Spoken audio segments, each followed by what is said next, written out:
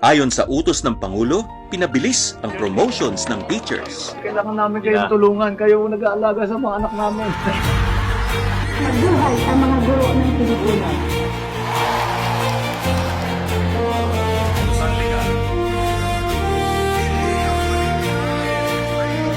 I am more than 20 years bago na-promote Teacher Dre. Dahil sa programa ito, nakuha namin ang promotion. You have carried this responsibility with dedication, with patience, and with heart, going way beyond what is just expected of you. From the bottom of the heart of every Filipino and a grateful nation, thank you.